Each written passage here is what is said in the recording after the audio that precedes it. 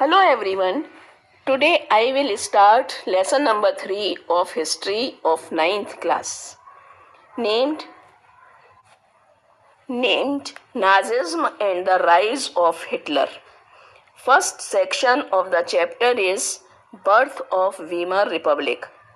Germany 20th century के प्रारंभिक वर्षों में एक पावरफुल एम्पायर थी.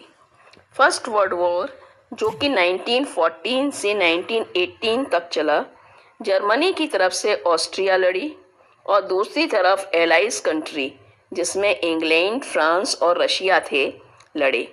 All join the war enthusiastically hoping to gain from a quick victory. सब लोग लड़ाई के लिए बहुत उत्साह से चले और सोचा बहुत जल्दी ही उन्हें विक्ट्री मिल जाएगी.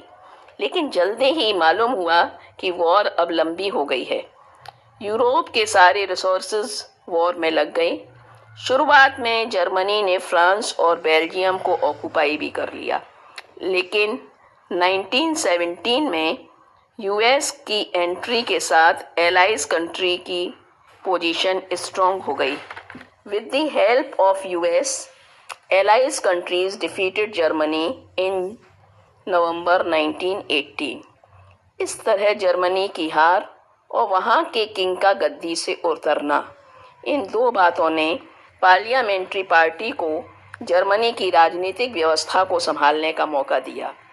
National assembly met in Weimar and established a democratic constitution with a federal structure. I hope all of you know about federal structure. इसमें किसी भी कंट्री में 2 टाइप की गवर्नमेंट होती है, 2 और more than 2. One provincial level और दूसरी यूनियन लेवल की. मीन्स एक स्टेट गवर्नमेंट और दूसरी सेंट्रल गवर्नमेंट. जर्मनी की पार्लियामेंट को रिक्सटैग कहते हैं. रिक्सटैग के लिए डिप्टीज या मिनिस्टर का इलेक्शन हुआ, जिसमें सभी एडल्ट्स इंक्लूडिंग लेडीज ने भी अपने वोट डाले. लेकिन जर्मनी के लोगों ने इस रिपब्लिक का वेलकम नहीं किया. Because of the term it was force to accept after Germany's defeat at the end of first world war. इसका मेन कॉज था कि जर्मनी की जो हार हुई, जिसका कारण था कि जर्मनी की हार और हार के बाद जो ट्रीटी उसके साथ कराई गई, जो पैक्ट कराया गया, वो बहुत ही ह्यूमिलिएटिंग था. जो पीस ट्रीटी वर्साइल में एलाइज कंट्री के साथ हुई, ये बहुत ही हार्श थी. एलाइड कंट्री ने जर्मनी को वीक बनाने के लिए उसे डीमिलिटराइज कर दिया और वॉर का रिस्पॉन्सिबल भी जर्मनी को बनाया. Now question is that what was Versailles treaty? Answer is, it was a treaty which was signed after the First World War between Allies and Germany. Second question related to the section, what was the impact of First World War on the political system of Germany? First point, the abdication of the emperor gave an opportunity to parliamentary party to recast German polity. Point number 2, a democratic constitution was established with a federal structure. Next question, mention any 2 terms of Treaty of Versailles. First point, Germany was forced to pay compensation amounting to 6 billion pounds. Point number 2, the Allied armies also occupied the resource-rich Rhineland. Now, very important question is here. Explain the circumstances which led to the birth of Weimar Republic. उस कौन से circumstances थे जिससे Weimar Republic का जन्म हुआ? तो इसमें हम क्या लिखेंगे? First point, Germany a powerful empire in the early years of 20th century fought the First World War alongside the Austrian Empire and against the Allies, England, France, and Russia. Second point, Germany made initial gains by occupying France and Belgium. However, the Allies, strengthened by the US entry in 1917, won, defeating Germany and the Central Power in November 1918. Third point, the defeat of Imperial Germany and the abdication of the Emperor gave an opportunity to parliamentary politics to recast German polity. Next point, a National Assembly met at Weimar and established a democratic constitution with a federal structures.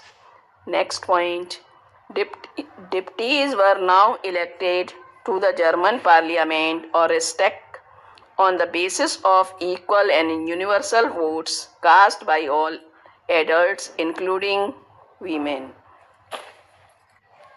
Now next topic is the effects of the war.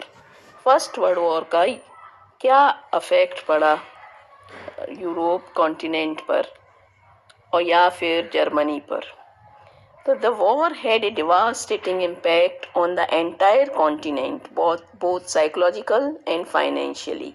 Means psychological और financially दोनों तरह से Europe continent पर इसका बहुत असर पड़ा. जो यूरोप लोगों को कर्जे रुपए देता था लोन पर, अब वो खुद ही लोन लेने लगा.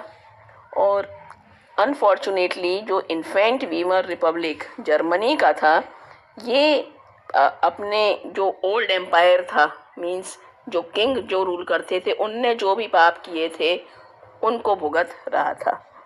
The republic carried the burden of war guilt and national humiliation and was financially crippled by being forced to pay compensation.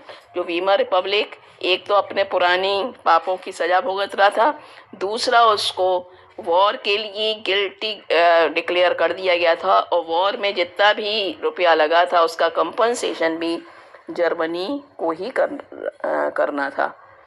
वो लोग जो वीमर रिपब्लिक का सपोर्ट कर रहे थे उनमें मेन थे सोशलिस्ट, कैथोलिक और डेमोक्रेटिक. ये लोग बहुत ही इजी टारगेट हो जाते थे कंजर्वेटिव जो नेशनलिस्ट सर्कल था उनके. और अधिकतर जो कंजर्वेटिव लोग थे, इन लोगों को नवंबर क्रिमिनल्स मीन्स नवंबर में ही ट्रीटी हुई थी वर्साइल की, तो उस पर साइन किए थे वीमर रिपब्लिक ने, इसलिए इनको हंसी में इनकी मजाक उड़ाते थे और इनको नवंबर क्रिमिनल्स कहते थे. This mindset had a major impact on the political development of the early 1930s, as we will soon see. The First World War left a deep imprint of European society and polity. अब ये सिर्फ economic base पर ही नहीं, social base और political base पर भी देखें तो फर्स्ट वर्ल्ड वॉर का बहुत असर यूरोप पर पड़ा.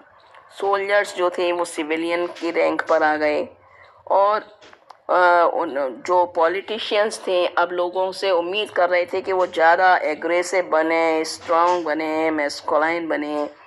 और जो मीडिया थी वो ट्रेंच लाइफ को, जहाँ पर सैनिक रहते हैं बंकर वगैरह लड़ाई के दौरान, उस लाइफ को बहुत ग्लोरीफाइड कर रही थी.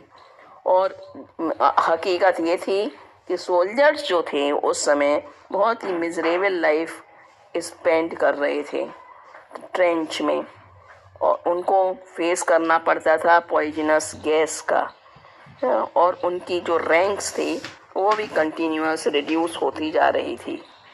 Aggressive war propaganda and national honor occupied center stage in the public sphere, while popular support grew for conservative dictatorship. Mostly लोग क्या चाह रहे थे जर्मनी में कि डिक्टेटरशिप आए. अधिकतर लोगों का ये कहना था कि डिक्टेटरशिप आई. और जो ये वीमर रिपब्लिक था इसकी कोई भी रेस्पेक्ट नहीं थी जर्मनी में. डेमोक्रेसी जो थी वो indeed a young and fragile idea which could not survive the instabilities of interwar Europe. इतना जो इनस्टेबल यूरोप हो रहा था, तो जर्मनी में वीमर रिपब्लिक किस तरह वो आगे बढ़ पाता, ये एक बहुत ही बड़ा एक क्वेश्चन मार्क था। नाउ इससे रिलेटेड और भी क्वेश्चंस हैं, that is who were called the November criminals, why were they targeted. Who were called as November criminals, why were they targeted.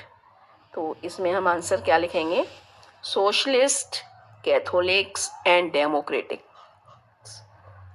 who supported the Weimar Republic were called a November criminal, as the Weimar Republic was started on November. The First World War and Peace Treaty of Versailles had a great effect on Germany. Many Germans believed that the Weimar Republic was responsible for that which was established on 9th November 1918. The Weimar Republic carried the burden of war guilt and national humiliation. It was forced to pay the war compensation which shattered the economy of Germany. The supporters of Weimar Republic, known as November criminals, were targeted by the conservative militant nationalists of Germany, as the militant nationalists wanted a radical solution of the problem of Germany, which was not easily possible. The nationalists criticized them and made them responsible for the loss and national humiliation of Germany. Okay, आज के लिए इतना ही। Thank you.